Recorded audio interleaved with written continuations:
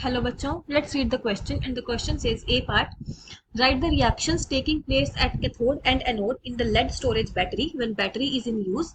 What happens on charging the battery? B, a zinc rod is dipped in 0.1 molar solution of ZnSO4. The salt is 95% dissociated at this dilution at 298 Kelvin. Calculate the electrode potential. तो हमें यहाँ lead storage battery के लिए anode और cathode की reaction बतानी है and what happens on charging the battery. Next हमें इलेक्ट्रो नेक्स्ट पार्ट में हमें निकालना है electrode potential when zinc road is dipped into 0.1 molar solution of ZnSO4 and the salt is 95% dissociated. तो चलिए सबसे पहले हम इस क्वेश्चन के लिए की कंसेप्ट देख लेते हैं. Key concept is applications of electrochemistry.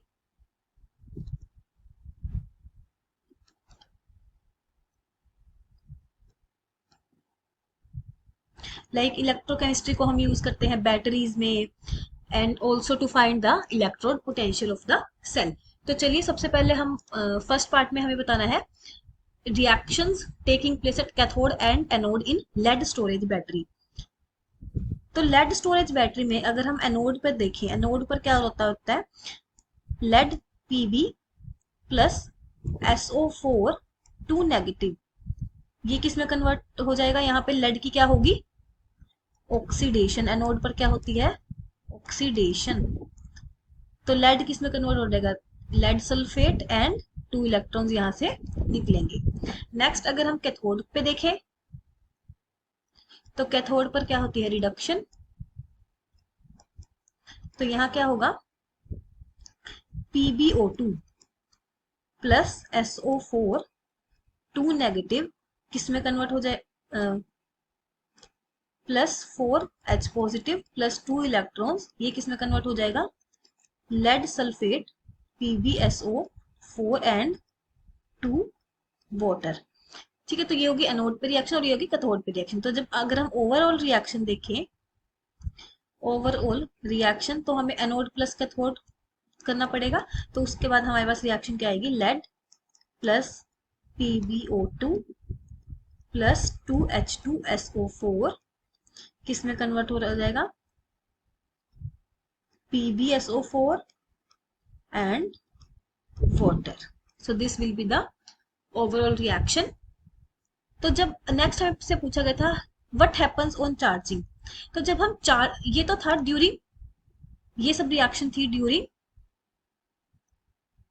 Discharging. और जब लेड स्टोरेज बैटरी में क्या होता है? जब H2SO4 की कंसेंट्रेशन 36.2% रह जाती है तो वो क्या हो जाता है? डिस्चार्ज. अब अगर हम चार्जिंग की बात करें, ड्यूरिंग चार्जिंग क्या होता है? इलेक्ट्रोड रिएक्शन रिवर्स हो जाती है. इलेक्ट्रोड रिएक्शंस रिवर्स मतलब जो कैथोड पे रिएक्शन हो रही थी वो एनोड पे होगी और जो एनोड पर हो रही थी वो कैथोड पे होगी. So electrode reaction reverse of that of occur during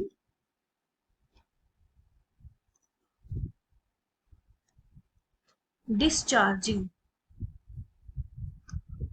ठीक है, सो नेक्स्ट पार्ट में हमें क्या फाइंड आउट करना था? Electrode potential. तो इलेक्ट्रोड पोटेंशियल को हम कैसे फाइंड आउट करेंगे? By using Nernst equation. Nernst equation क्या कहती है? E cell equals to E not cell minus 0.0591 upon n log Q. यहाँ Q क्या है? Reaction quotient. n is number of electrons involved and E not cell is standard electrode potential of the cell. तो हमें E not cell की value दी गई है minus 0.76, next minus 0.0591. अब हमें n की वैल्यू चाहिए. अब यहाँ अगर हम रिएक्शन देखें, रिएक्शन क्या हो रही है? Zinc 2 positive plus 2 electrons convert हो रहा है जिंक. तो यहाँ पर 2 इलेक्ट्रॉन्स इन्वॉल्व है तो n की वैल्यू क्या हो जाएगी? 2 डिवाइडेड बाय 2 log. अब हमें प्रोडक्ट की तो यहाँ जिंक की तो गिवन नहीं है concentration, so we will 1 by में concentration of zinc 2 पॉजिटिव।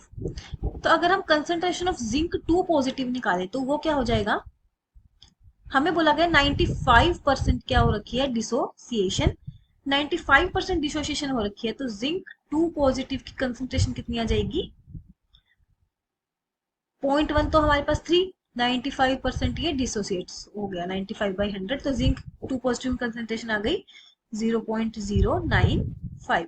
तो अगर हम यहाँ सब वैल्यूज पुट करें तो हमारे पास क्या आंसर आ जाएगा, -0.76 minus 0.0591 divided by 2 log 1/0.095।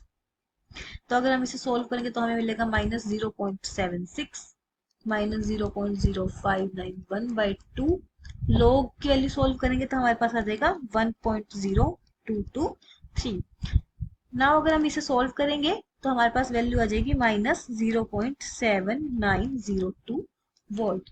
So E electrode potential हमारे पास क्या आ जाएगा, -0.7902 volt. So this will be the final answer. Hope you find your answer and understood it well. Best of luck.